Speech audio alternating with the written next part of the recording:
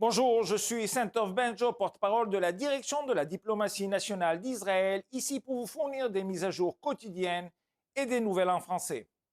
Israël déplore la mort des 3 soldats tombés hier lors d'une bataille dans le sud de la bande de Gaza. Le nombre de victimes de la guerre s'élève à 585 soldats et soldats. Nous saluons leur bravoure et embrassons leurs familles. Les soldats sont tombés au cours des efforts menés par les forces de défense d'Israël pour nettoyer la bande de Gaza des terroristes du Hamas. Tsahal a indiqué qu'hier, les forces de commando se sont engagées dans des combats intenses dans l'ouest de Khan Younes, au cours desquels elles ont éliminé de nombreux terroristes sur la base de renseignements précis. Les opérations se sont déroulées dans un complexe affilié à Yahya Sinwar, où ils ont trouvé des armes cachées dans le bâtiment. Les soldats ont également découvert des grandes quantités d'équipements militaires, y compris des uniformes du Hamas, des gilets et des mitraillettes. Au cours de la nuit, les troupes de défense d'Israël ont mené une série de frappes sur des cibles terroristes dans l'ouest de Khan Younes. L'opération divisionnaire a commencé par une série de frappes aériennes sur environ 50 cibles terroristes en l'espace de 6 minutes, menée par la force aérienne soutenue par l'artillerie. Parmi les cibles touchées se trouvaient des infrastructures terroristes souterraines, des structures militaires, des postes de lancement de missiles anti-chars, des bâtiments piégés et des points de rencontre opérationnels des terroristes. Ils constituaient tous une menace pour les troupes de Tsahal présentes dans la région. Malgré la guerre, Israël autorise des centaines de camions transportant de l'aide humanitaire à entrer dans la bande de Gaza. Cette aide est destinée à la population civile et non au Hamas qui la vole.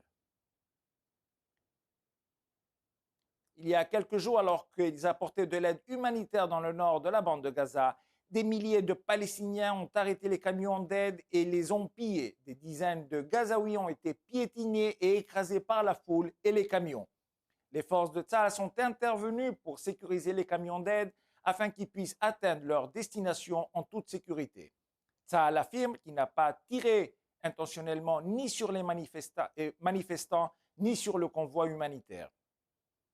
Le porte-parole de Tsahal, Daniel Hagari, a répondu hier soir en disant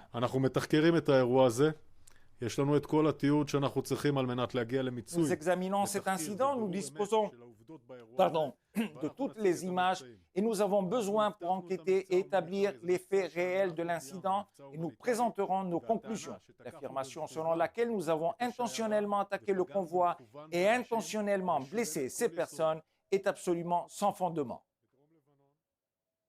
Des milliers de personnes sont arrivées à Jérusalem samedi soir pour la dernière étape d'une marche de 4 jours réclamant la libération des otages détenus par le Hamas à Gaza. Pendant ce temps, le Hamas continue d'infliger des tortures aux familles des otages par le biais d'une guerre psychologique. Au cours du week-end, l'organisation terroriste a publié des images qui laissent présager la mort d'autres otages. Malheureusement, l'armée israélienne ne dispose pas d'informations fiables pour confirmer ou réfuter ces affirmations.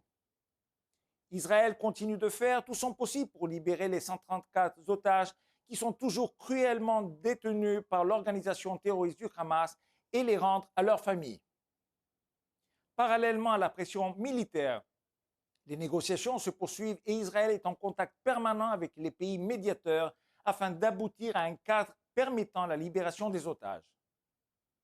Israël s'efforce également de rétablir la sécurité pour les habitants du Nord, mais continue aussi de répondre par la force à tout acte d'agression du Hezbollah. Au cours d'opérations menées hier matin au sud du Liban, des avions de la force aérienne ont frappé un véhicule transportant des terroristes qui avaient précédemment lancé des roquettes sur Israël. Les terroristes faisaient partie de la division Imam Hussein du Hezbollah, soutenue par l'Iran. Les mises à jour du Hezbollah hier après-midi indiquent que les frappes aériennes de Tsahal au Liban ont tué 7 de ses membres. Israël continuera à faire tout ce qui est en son pouvoir pour éliminer le terrorisme. Comme toujours, nous sommes à votre disposition pour répondre à vos questions 24 heures sur 24 aux coordonnées affichées à l'écran. Merci de votre attention.